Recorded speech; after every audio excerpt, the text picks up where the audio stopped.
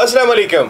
Cricket हंगामा में Naseem Rajput BTV के तमाम नाजरीन से मुखातिब है। हंगामा तो होते होते रह गया जोहान्सबर्ग में, जहां पहला T20 मैच खेला गया पाकिस्तान और जनूबी अफ्रीका के दरमियान।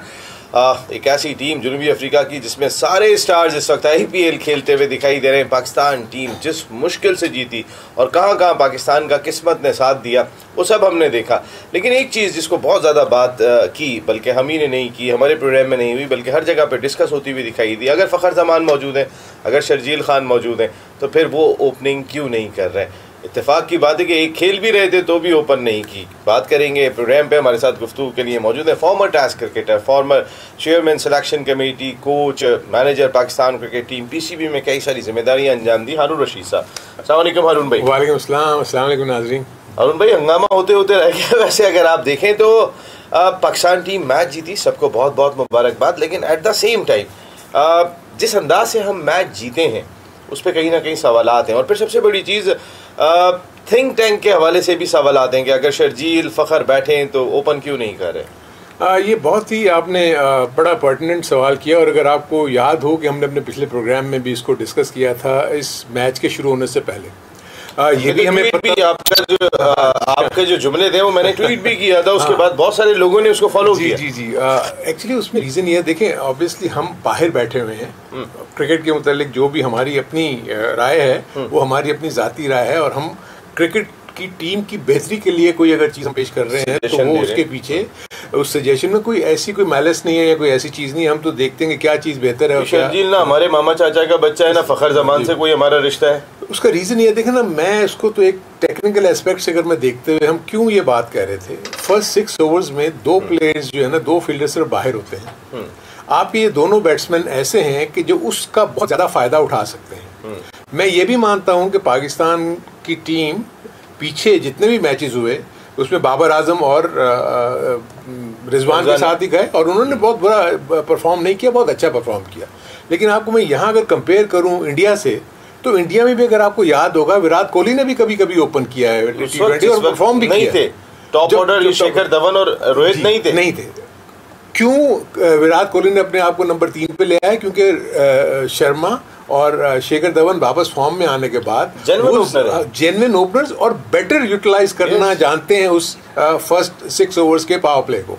तो ये चीज़ें सामने रखते हुए हमने कहा था कि ये होना चाहिए। जो कि क्या विराट कोहली नंबर 3 जाने से उनका क्या बैटिंग में परफॉर्मेंस कम हो गया? नहीं। क्या बाबर आजम का नंबर 3 पे जाने से परफॉर्मेंस कम होगा? नहीं। क्या रिजवान का नीचे जाने से उसका परफॉर्मेंस कम होगा? नहीं। अभी भी अगर आप देखें तो ठीक है, कल आउट हो गए जल्दी बाबर आजम, तो 100 का स्ट्राइक रेट ही था ना। 18 गेंदों पे 18 रन। अगर हम 14 गेंदों पे 14 अगर हम यही ले जाएं फ़खर जमान के ऊपर और शर्जील के ऊपर, अगर वो 14 बॉलें भी खेलेंगे तो आपको 30 रन बोर्ड पे लगा के देके चले जाएंगे एटलीस्ट। मैं मतलब जो कि हम एक्सपेक्ट करते हैं कि जिस तरह का उनका स्ट्राइक रेट है। दूसरी तरफ जो हमने बात की थी वो ये बात की थी कि साउथ अफ्रीका की टीम तो वो इस वक्त बहुत ही गिरी हुई है। जैसे कि अभी आपने बताया, नए प्लेयर्स 2 डेब्यूटेंट्स खेल रहे थे और उसके बाद ज़्यादातर प्लेयर्स इनके IPL में चले गए हुए हैं और 2 जो मौजूद हैं वो अनफिट हैं। यानी उनका कैप्टन बबूमा अनफिट है और डसन जो बेस्ट फॉर्म में था वनडे क्रिकेट में वो भी अनफिट है। अब उनको रिप्लेस करने के लिए सारे ऐसे प्लेयर्स थे जिनको मैं देख रहा था, कोई 2 मैच खेला हुआ है, कोई 1 मैच खेला हुआ है, कोई 4 मैच खेला हुआ है। तो एक्सपीरियंस का तो फुकदान था ना उनमें। जस्ट इमेजिन, अगर आपने जिस तरीके से भी एनालाइज किया कि बड़ी मुश्किल से पाकिस्तान जीता है, इसमें तो कोई शक नहीं है। आखिरी ओवर में 2 कैच छूट रहे हैं। प्लस आप जस्ट इमेजिन जो आपका फ़र्क अगर मैं आपको दिखाऊं, 2-3 ऐसे एलिमेंट्स हैं जिसकी वजह से पाकिस्तान कामयाब रहा। नंबर ये कि पाकिस्तान की एक्सपीरियंस बॉलिंग ने अपने आखिरी 3-4 ओवर बहुत ही अच्छे किए। यानी आखिर के 3-4 ओवर्स में एक बाउंड्री नहीं लगाने का मौका दिया उन्होंने। सिर्फ लास्ट ओवर की आखिरी बॉल के ऊपर शायद एक छक्का और लास्ट ओवर में एक चौका लगा। इसके अलावा 24 बॉलों पर कोई बाउंड्री नहीं लगी हुई थी, जो कि डेथ ओवर्स में 27 गेंदों में नहीं लगी। 27 गेंदों में जब कोई बाउंड्री ना लगी हुई हो आखिर के डेथ ओवर्स में, तो ये बहुत बड़ा क्रेडिट जाता है पाकिस्तान की उस बॉलिंग को जिन्होंने रेस्ट्रिक्ट किया। सेम टाइम अभी बॉलिंग की बात करता हूँ, मैं अभी ओपनर्स पे आ रहा हूँ। इस बात से मुझे जरा एक सवाल जहन में आ गया। पाकिस्तान ने अगर एक्स्ट्रास का डिपार्टमेंट देखें तो फिर सिर्फ एक एक्स्ट्रा का रन दिया है, वो लेग बाई का था। No single wide ball, not a single no ball, कोई भी इन्होंने नहीं की, जो सबसे अच्छा साइन है। लेकिन उसके बावजूद अगर शहनशाह अफरीदी 45 रन दे रहे हैं, अगर 3 ओवर में 37 रन दे रहे हैं, हारिस रऊफ जिन्होंने तीसरे ओवर में सिर्फ 6 रन दिए थे, यानी 32 रन तो 31 रन तो उन्होंने 2 ओवरों में दे दिए। उस्मान कादिर को आपने शामिल किया, 3 ओवरों में 37 रन उन्होंने दिए। तो वो अगर आपने वाइड और नो बॉल्स नहीं की तो भी आप कंटेन नहीं कर सके।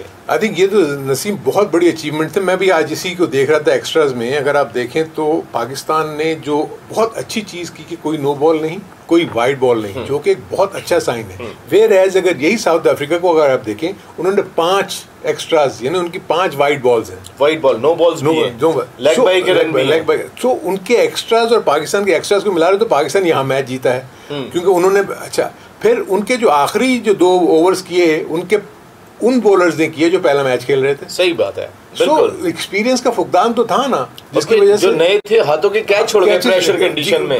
तो इसलिए मैं फील करता हूँ कि पाकिस्तान ने जहाँ प्लसेस भी हैं, अच्छे पॉइंट्स भी हैं कि एक्स्ट्राज में काफ़ी हद तक कंट्रोल किया हुआ है। और ये एक्सपेक्ट कर रहे थे हम नसीम, अगर आपको याद हो कि हमने जब पिच के ऊपर बात की थी तो उन्होंने कहा था कि पिच तो बहुत ही मुनासिब है, यानी बैटिंग के लिए बहुत साजगार है, जो मर्जी बॉलिंग करेगा उसको मार तो पड़ेगी।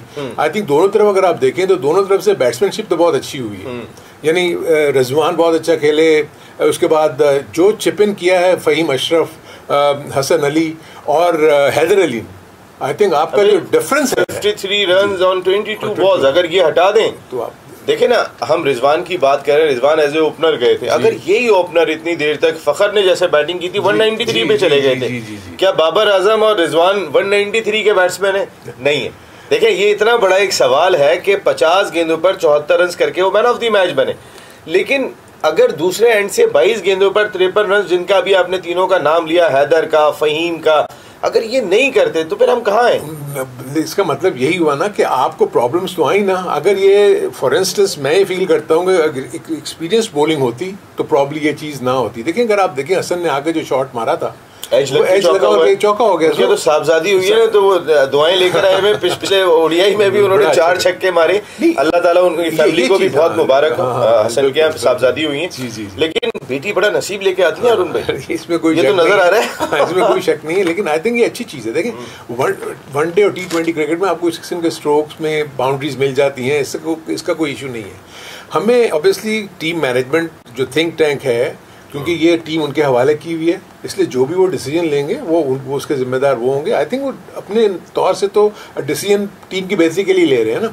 लेकिन मुझे सिर्फ जो डर लग रहा है वो ये है कि कहीं ना किसी सिचुएशन में आके वर्ल्ड कप के बहुत करीब आपको अपना सारा का सारा प्लान जो है वो चेंज करना पड़ जाए। हम हर दफा होता है अरुण भाई, हमने फिर घूम के जाते हैं एक्सपीरियंस की तरफ, फिर घूम के जाते हैं एक्सपीरियंस की तरफ, और उसके बाद फिर रीबिल्ड प्रोसेस शुरू करते हैं। यानी कि इवेंट के आगाज से 4 महीने तक भी रीबिल्ड प्रोसेस चल रहा होता है और इवेंट खत्म होते ही भी रीबिल्ड प्रोसेस शुरू होता है। ये कहाँ होता है? ये नहीं, देखिए लोग टीमें बना चुके होते हैं, अगर जिनका rebuild process after world cup या कोई अगर डेबिकल हो गया उसके बाद रीबिल्ड प्रोसेस शुरू करते हैं, देन अगले इवेंट तक वो खत्म कर चुके होते हैं और वहां भी कर रहे होते हैं। और उसके बाद आप ये देखो कि वो जो रीबिल्डिंग प्रोसेस उनका जब शुरू होता है तो फिर वो उसी के ऊपर स्टिक करते हैं।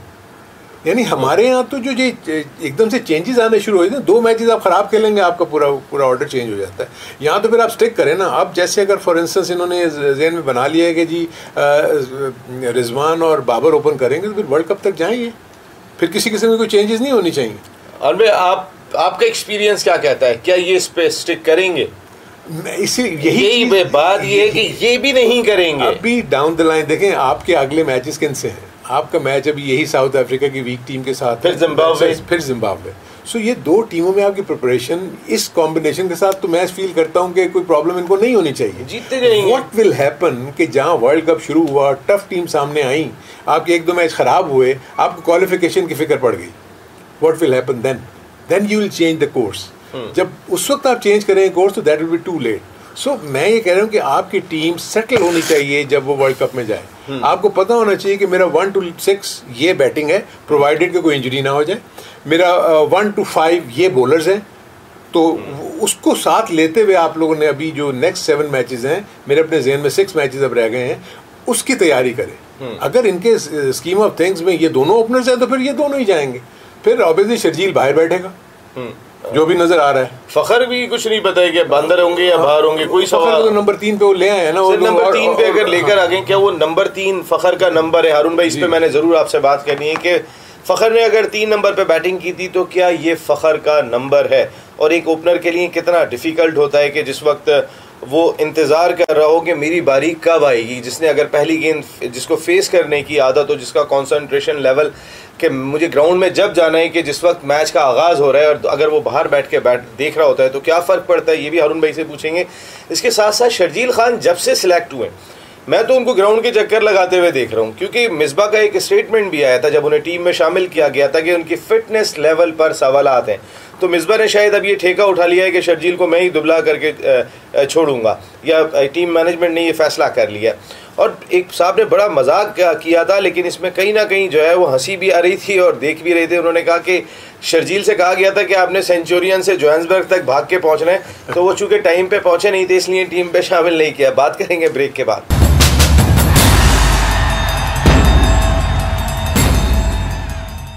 क्रिकेट हंगामा में एक मरतबा फिर आपको खुशामदीद कहते हैं। सेंचुरियन से भागते हुए पहुंचने वाले शर्जील खान क्या जोहान्सबर्ग पहुंचे या नहीं पहुंचे, और अगर अगला मैच दूसरी जगह पर है क्या शर्जील दोबारा भागते हुए वहां पर जाएंगे? शर्जील को भागने की जिम्मेदारी दी हुई है जब से वो सिलेक्ट हुए, जब से मिसबाउल हक का एक स्टेटमेंट सामने आया था कि उनकी फिटनेस लेवल पर सवाल आते हैं। तो इस वक्त बाकी टीम कुछ और ट्रेनिंग कर रही होती है, प्रैक्टिस मैच चल रहा होता है, शर्जील खान ग्राउंड के चक्कर लगा रहे होते हैं। ये क्या पैगाम दे रहे हैं? शर्जील खान कोई स्कूल के बच्चे हैं, ये क्रिकेटर्स इतने आसान नहीं हैं। जो क्रिकेटर मेरे साथ बैठे हैं ये भी बहुत मुश्किल है। हारून रशीद साहब, हारून भाई आप क्रिकेटर्स इतने आसान नहीं होते, क्योंकि आज शर्जील का ठीक है टाइम ऐसा है कि आप भगाए जाओ भगाए जाओ भगाए जाओ, उसको अपनी फिटनेस बेहतर भी करनी चाहिए, लेकिन कहीं ना कहीं पैगाम सही नहीं जा रहा है। आपके ख्याल में ये पैगाम सही जा रहा है कि वो जितने रनिंग टीम मैच खेल रही है और वो रनिंग किए जा रहे हैं? देखिए 2-3 चीज़ें तो बहुत इंपॉर्टेंट है इसमें शर्जील के पॉइंट ऑफ व्यू से। मैं ओवरऑल अगर मैं देखता हूँ चीज़ों को तो वो इस तरह है कि आपको ना 2-3 चीज़ों को मार्किंग करनी होती है आपने। एक तो स्किल्स की आपकी एबिलिटी क्या है, क्या वो पाकिस्तान टीम को ज़रूरत उसकी स्किल्स की ज़्यादा है, या उसके फिटनेस के आपके नंबर्स क्या हैं। फॉर इंस्टेंस अगर मैं 1 to 10 के स्केल पे अगर रखता हूँ कि अगर स्किल्स का लेवल 8 और 9 है अगर किसी का, फॉर इंस्टेंस शर्जील की हम मिसाल दे रहे हैं ना, शर्जील का जो स्किल लेवल है यानी उसकी जो एबिलिटी है बैटिंग करने की, वो उसको 9 नंबर देता है। जब आप उसकी फिजिकल फिटनेस को नंबर देते हो तो वो आप नंबर देते हो 4। ठीक है। वेयर एज शर्जील को खुद पहुंचना चाहिए 7 नंबर के ऊपर अगर उसको टोटली पाकिस्तान की टीम में फुली इन्वॉल्व होना है। ठीक है। सो वो एक वो चीज़ है। देन जो तीसरा नंबर उसने देना है अपनी लाइफस्टाइल मैनेजमेंट, यानी जिसमें उसकी खुराक है, जिसमें न्यूट्रिशन है, ये चीज़ें भी बहुत इंपॉर्टेंट रोल प्ले करती हैं आजकल क्रिकेट में। वहाँ मैं उसको दूंगा 3 या 4, क्योंकि उसकी भी जो ईटिंग हैबिट्स हैं वो प्रॉब्ली जिसका रीज़न बनता है जो आपकी फैट्स जो इतने ज़्यादा आपके उस पर आते हैं। तो इन चीज़ों को देखते हुए शर्जील को एक तो ये रोल प्ले करना है। प्लस अगर आप PSL में उसकी परफॉर्मेंस देखें या और दूसरे उसमें परफॉर्मेंस देखें तो अपने स्किल्स के लिहाज से उसने बहुत ही उम्दा परफॉर्मेंस दी। तो पाकिस्तान को इस वक्त इमीडिएट ज़रूरत क्या है? उसके स्किल्स की, और उसके साथ साथ उसको टास्क ये दिया हुआ है या देना चाहिए कि आप ये जो आपका फिटनेस 4 पे है इसको आप 7 पे लेके आए। लेकिन वो 1 महीने में नहीं आ सकता। आप उसको टाइमलाइन होती है 6 वीक में तो आपकी वो सिचुएशन बनती है कि जब आपने इम्प्रूवमेंट की तरफ जाना है फिटनेस के ऊपर। अब टाइम बहुत कम है। अगर आपने ज़्यादा स्ट्रेस डाल दिया उसकी बॉडी के ऊपर तो ये हो सकता है कि जिस फिटनेस को आप हासिल करना चाहते हैं वो कोलैप्स ना कर जाए, कोई और इंजरी ना हो जाए। सो ये वो चीज़ें हैं जो कि मैं भी फील करता हूँ कि थिंक टैंक को सोचना चाहिए। अगर वो आपके स्किल्स लेवल के ऊपर और टू सम एक्सटेंट 60% और 65% की फिटनेस लेवल के ऊपर वो अगर आपको मैच कर रहा है, आपको मिल रहा है वो, तो आपको उसकी यूटिलाइज करना चाहिए उसको एज ए पिंच हिटर और as a top order batsman. तो मेरे अपने नज़दीक तो शर्जील खान की जगह बनती है। अदरवाइज जो टीम मैनेजमेंट है वो उसको किस तरीके से देख रही है क्या? अब मैं ऑन अ लाइटर नोट ये भी आपको बता दूं, हमने बड़ा अच्छा ये किसी ने भी कहा कि जी वो भागते हुए वहाँ पहुँचे नहीं पहुँच सके। तो ये पता ऑस्ट्रेलियन का ट्रेंड यही था, जब भी वो पाकिस्तान में आते थे ना, ये PC में ठहरते थे लाहौर के, और कदाफी स्टेडियम से जब मैच खत्म होता था तो जॉब करते हुए वापस जाते थे। ये उनकी हाँ वो बस वो अपना उन्होंने जॉब तो एक आदत बनी हुई होती है, उन्होंने अपना सिलसिला जो है वो उस वक्त हालात ऐसे थे कि भागते हुए पहुंच भी जाते थे। अब तो रास्ते में आधे रास्ते में कहाँ गया वो पता भी नहीं चलेंगे। सिक्योरिटी के इश्यूज नहीं थे ना उस वक्त। तो जब मैं बात कर रहा हूँ 80s 70s की, उस वक्त क्या माहौल था हारून भाई? अगर बात करें तो फिर एक बिल्कुल डिफरेंट माहौल था, स्पोर्टिंग कल्चर था पाकिस्तान के अंदर एक प्रॉपर तौर पर अगर देखा जाए तो। हारून भाई कितना डिफिकल्ट होता है, ठीक है शर्जील तो टीम में नहीं थे, लेकिन एज ए ओपनर कितना डिफ़िकल्ट होता होगा कि मैं बैठ के वेट कर रहा हूँ। 20 ओवर का ही मैच है, ऐसा नहीं है 50 ओवर का मैच है।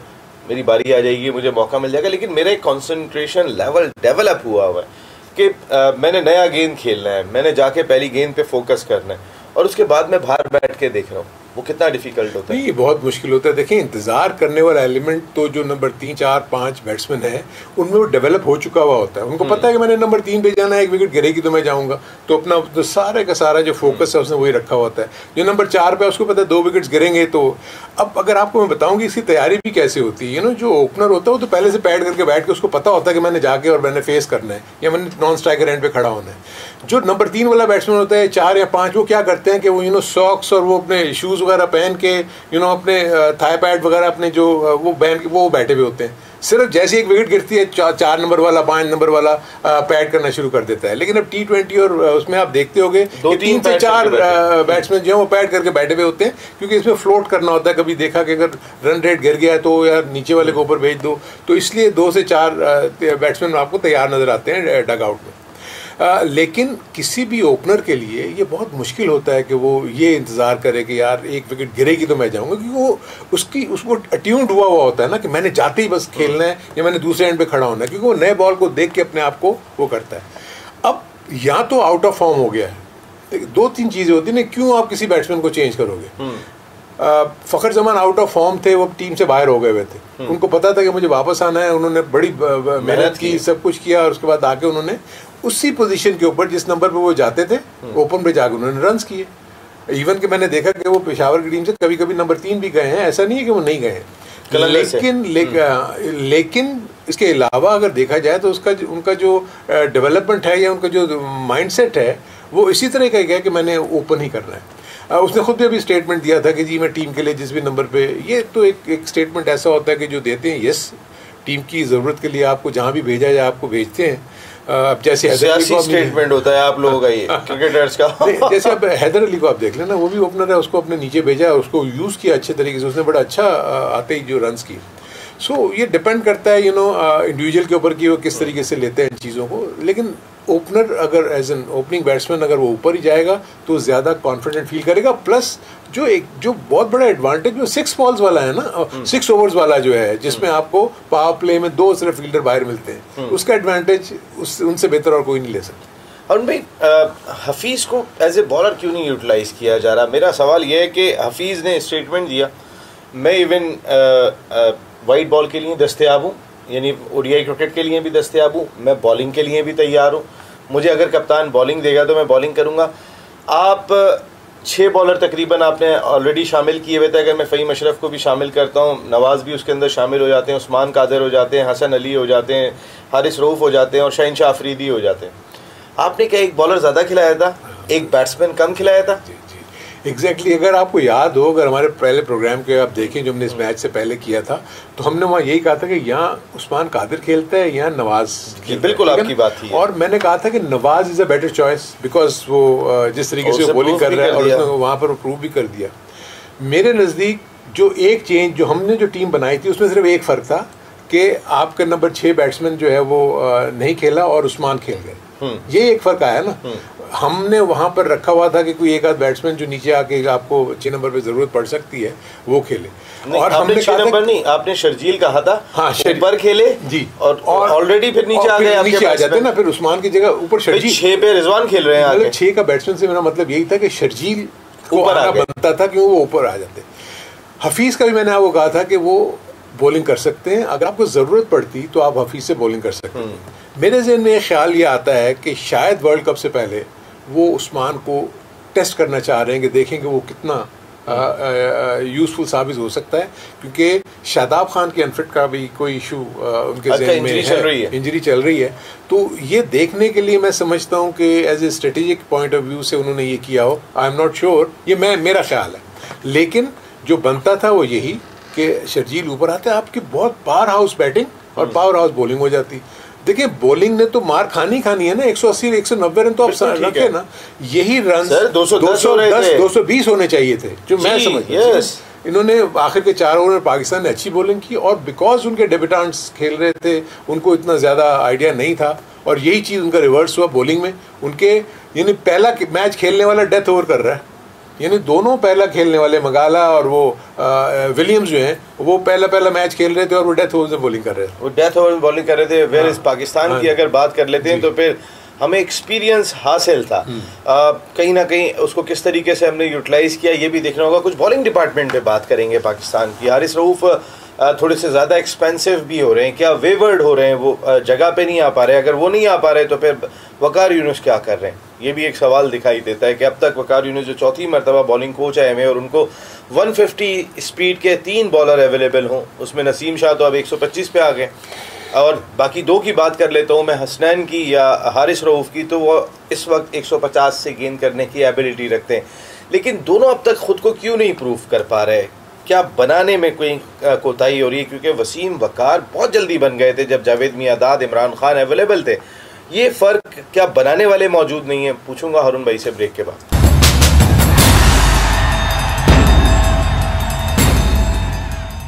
क्रिकेट हंगामा में एक मरतबा फिर आपको खुशामदीद कहते हैं। पाकिस्तान और जनूबी अफ्रीका के दरमियान सीरीज़ का दूसरा T20 मैच कल जोहान्सबर्ग वंडर्स जोहान्सबर्ग में ही खेला जाएगा। यहाँ पर याद होगा आपको पाकिस्तान और भारत के दरमियान फाइनल भी खेला गया था पहले वर्ल्ड T20 का, और वहाँ पे मिसबाह-उल-हक का वो शॉट हमें याद है कि जिसके बाद पाकिस्तान तकरीबन एक ऐसी बाजी को जीतने में आ गया था जो बहुत मुश्किल हो गई थी, लेकिन एक शॉट की वजह से पाकिस्तान टाइटल से महरूम हो गया था। वो आज भी हम सबको याद है, मैं भी उस वक्त ग्राउंड में मौजूद था, वो लम्हा हम नहीं भूल पाते। और वो जो इंडिया पाकिस्तान एक्साइटमेंट होती है वो तो हारून भाई से ज़्यादा कौन जानता होगा। खैर वापस आते हैं इसी ग्राउंड के अंदर। वो एक हिस्ट्री थोड़ी सी बता रहा था, वो आज भी दिमाग से निकलती नहीं है उस शॉट की वजह से जो है वो। मैं उस टीम मैनेजमेंट का पार्ट था, बैटिंग कोच था मैं वहाँ, और आप यकीन करो कि हम लोग सब जब बैठे हुए देख रहे थे जब मिसबा वहाँ बैटिंग कर रहा था, बहुत ही अच्छी बैटिंग की। हमारा मुश्किल में आ गए थे हम, लेकिन छक्का मारा था फुल टॉस पे, वो तो कमाल था। मुझे अब यकीन करो कि उस बॉल से पहले मैंने जोर से आवाज़, क्योंकि इतना दूर है वो, पता मैंने हमने आपस में कहा, मैंने कहा यार ये पीछे रिवर्स स्वीप या ऐसा वाला वो स्कूप ना मार दे, क्योंकि मुझे डर लगे। मैंने कहा सामने इतना अच्छा खेलता है, जहाँ मर्जी ये मार देगा। तो मैं नजर आ रहा था गेंद मिसबा को, और बाद में मिसबा ने इसको एडमिट भी किया है, मैं उसको हर जगह कहीं भी मार सकता था, पता नहीं क्यों हुआ ये कि उसने स्लो बॉल कर दी। अगर यही तेज बॉल होती तो ये वाला शॉट उसको पे कर जाता, क्योंकि वो शॉट फाइन लग के फील्डर के ऊपर से निकल जाता। और भी अब ये बड़ा यही आप इसी टॉपिक पे मैं आ जाता हूँ जरा। मिसबाह-उल-हक एज ए मैच विनर, मेरे ये बड़ा सवाल है। देखें आपको उसी वर्ल्ड T20 में याद होगा अगेंस्ट इंडिया मिसबा मैच कहाँ से बना कर ले आए थे, और उसके बाद आखिरी 3 गेंदों पर 3 रन नहीं बने थे हमसे। उसके बाद बॉल आउट पे चला गया था। वो पहली मरतबा जिंदगी में हमने बॉल आउट देखी थी, और हमारे खिलाड़ियों ने तो शायद कंचे भी नहीं खेले थे, एक गेंद नहीं लग रही थी जाके विकेट पे। लेकिन मैच फिनिश करना ये बहुत ही इंपॉर्टेंट होता है। मैं जावेद मियादाद साहब, इंजमाम-उल-हक, ये प्रॉपर मैच विनर मैंने देखा। स्टेडियम का दरवाज़ा बंद करने के बाद घर आते थे कि मैच जब तक ख़त्म नहीं होता सुकून नहीं होता था। Misbah as a match winner, I don't think so कि वो मैं अगर ये कहूँ कि मिसबा मैच विनर नहीं थे। देखें एक वक्त तो ये भी आ गया फिनिशर, चले फिनिशर समझ लें, फिनिशर इन दैट सेंस करीब पहुंच के बहुत सारी चीज़ें ऐसी होती हैं जब लोग समझते हैं कि उनको मैच जिता के आना चाहिए। और जो आई थिंक मैं समझता हूँ कि मिसबा आज तक रिग्रेट कर रहे होंगे उस शॉट को, जब भी वो उसको याद आता होगा। मुझे अच्छी तरह याद है मिसबा, याद है उस वक्त आप लोग तो बाद में गए थे, उसी दिन रवाना हुए थे मिसबा और अफरीदी और 1-2 और लड़के। मेरे पास फ़ोन आया कि शायद अफरीदी का कहना है कि हम लोग जा रहे हैं नसीम भाई, और मैंने कहा कौन कौन जा रहा है? कहने लगे कि मैं, मिसबा और एक और कोई नाम लिया। मैंने कहा कितनी देर में निकल रहे हो? कह रहे बस अब सामान लेके निकल रहे हैं, बाकी टीम कल निकलेगी। मैं सीधा भागा होटल। मैं वहाँ पहुँचा तो मिसबा खड़े हुए थे वहाँ पे। मैंने मिसबा का ऐसा चेहरा नहीं देखा। मैं माइक लगा, मैं कहा मिसबा आपसे थोड़ी सी बात करूँ? वो तो एक तो लहजा जी कर लें। मैं कहा मिसबा यार, उसके आंखों में मैंने पहली मर्तबा आंसू देखे थे ड्रेसिंग रूम में। मैं आपको बता नहीं सकता वो जो टुक टुक का नाम पड़ा, अगर वो शॉट लग जाता तो फिर टुक टुक कहता जिंदगी में। टुक टुक तो नहीं, वो तो मैच को ले गए थे ऑलमोस्ट, बस वो एक वाहिद लास्ट बॉल के ऊपर। आप मैं तो क्योंकि इंडिया का ड्रेसिंग रूम और हमारा इंडिया के ड्रेसिंग का तो हाल बहुत बुरा था, क्योंकि वो एक बॉल के ऊपर सिर्फ रन्स करने थे और वो हम पता था कि वो लोग हार जाएंगे। उस स्टेडियम में ये हाल था कि पाकिस्तानी क्राउड, मैं ऊपर जाके क्राउड में बैठ गया जरा, मैंने कहा इसको शूट करता रहूँ। मैं जाके बैठ के ना, मैंने कैमरामैन से कहा बनाते रहो ये। अरे वो तो आप दिखाई नहीं सकते थे, वहाँ तो कोई जो जुबान इस्तेमाल हो रही थी वो आप टेलीविजन पे दिखाई नहीं सकते। इंडिया वाले जैसे ही मैच वापस आए इंडिया, पाकिस्तान का क्राउड गायब। पाकिस्तान वापस है, इंडिया का क्राउड गायब। यानी कि ऐसी आपस में उनकी लगी हुई थी। वो माहौल वैसे मैं जिंदगी में नहीं भूल पाता जिस तरीके का था। लेकिन बैड लक था। मैंने फिनिशर, मेरा फिर सवाल है फिनिशर नहीं, आई थिंक उसकी बहुत बड़ी कंट्रीब्यूशन। मैं नहीं समझता कि ऐसा भी नहीं है, उसने मैचेस जिताए भी हैं। अगर आपको याद होगा एक टेस्ट मैच मोहाली का जो 2011 का सेमीफाइनल की बात कर रहे होंगे आप। जी जी, और इसके अलावा भी वो तो वहीं से तो टुक टुक नाम पड़ा आप कह रहे हैं। उसकी बात नहीं कर रहा मैं, जो बात कर रहा हूँ जो इनके ये शारजा में इन्होंने बहुत तेज तरीन सेंचुरी भी की थी ना, जिसके ऊपर ये जब ये टुक टुक वो उस वक्त की थी कि जिस वक्त 450 रन बोर्ड पे मौजूद थे, उस वक्त नहीं की थी जब प्रेशर कंडीशन थी। देखिए अरुण भाई, रियलिटी पे बात करेंगे ना, फास्टेस्ट 50 फास्टेस्ट 100 आपने उस वक्त किए जब बोर्ड के ऊपर 450 रन लगे हुए। फिर भी वो भी तो एक अचीवमेंट तो है ना, ऐसा तो नहीं आप कह सकते कि वो नहीं है। लेकिन मान लेता हूं मैं आपकी बात। आप जिस अंदाज में कह रहे हैं, मैं तो as a cricketer point of view से बात कर रहा हूँ कि कितना मुश्किल काम होता है अंदर जाके आप अगर जब परफॉर्म करें, और उसके बाद ये है कि पाकिस्तान को इतना अर्सा रिप्रेजेंट करें। प्रोफेशन है आपका, मैं कहने का मकसद है अगर आपका प्रोफेशन ये है, आपको डिलीवर करना है। मेरा क्वेश्चन ये था, आपकी टीम जो ड्रेसिंग रूम के अंदर आपका हेड कोच जो बैठा हुआ है, वो मैं आपको एक नहीं मैं कई एग्जांपल दे दूंगा। ऐसे नहीं, मिसबा ने 1-2 मैचेस जिताए भी हैं। टेस्ट मैच जिताया था जो 300 प्लस पाकिस्तान चेस कर रहा था, मिसबा ने अच्छा 50 किया था शारजा में, वो मुझे याद है, अगेंस्ट श्रीलंका। लेकिन ज़्यादा मैचेस में वो फिनिश नहीं कर सके। देन वकार यूनुस जो एज ए बॉलर बहुत सक्सेसफुल थे, लेकिन as a coach, bowling coach बात कर लेता हूँ मैं, हेड कोच बात नहीं करता, बॉलिंग कोच उन्होंने क्या डिलीवर किया। अगर मोहम्मद आसिफ अगर वहाँ बैठ के ये बात कह रहे हैं कि उन्होंने कोई एक स्विंग बॉलर पाकिस्तान को नहीं दिया, तो मैं उनकी बात को सेकंड करूंगा। मुझे नजर नहीं आया जो एक सच्चाई है। एक फिनिशर नहीं है, दूसरा थिंक टैंक का हिस्सा जो है वो अब तक बॉलर डेवलप नहीं कर पा रहा, तो फिर पाकिस्तान की जो कोचिंग स्ट्रेंथ है वो है क्या? अब यहाँ में आके आपने एक बहुत ही बड़ा एक ऐसा सब्जेक्ट टच कर दिया है जिसके ऊपर हम बहुत ज़्यादा लंबी इस पे बात हम कर सकते हैं। देखिए कोचिंग के पॉइंट ऑफ व्यू से आपने भी जिक्र किया कि वकार यूनुस बॉलर बने, वसीम अकरम बॉलर भी बने उसी दौर में जब इमरान खान कैप्टन थे और जावेद मियांदाद टीम में शामिल थे। क्या उस वक्त पाकिस्तान टीम के पास कोई कोच था? नहीं, कोई नहीं था।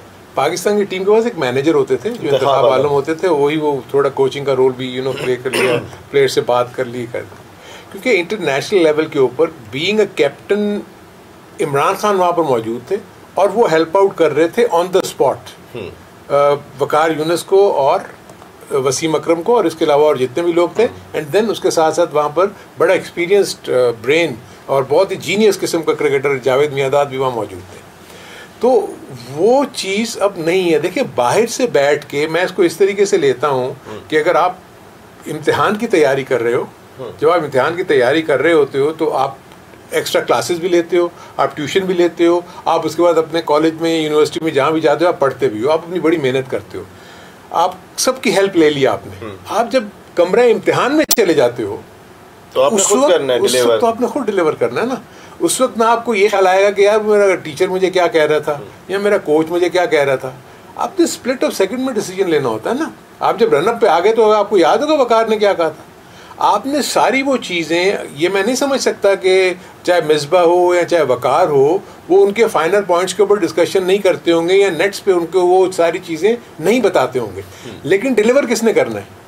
प्लेयर ने करना है ना। तो प्लेयर को पता होना चाहिए कि यार मैंने जो इतनी मेहनत की है, और उसको ज़्यादा से ज़्यादा कोच क्या उनको बता रहा होगा कि अपनी कंसिस्टेंट लाइन और लेंथ को मेंटेन करें। आप कम से कम बॉलें जो है वो उनको रूम दें, क्योंकि वनडे क्रिकेट में ज़्यादातर यही होता है ना कि आपने रूम नहीं देना, क्योंकि बैट चलाना है।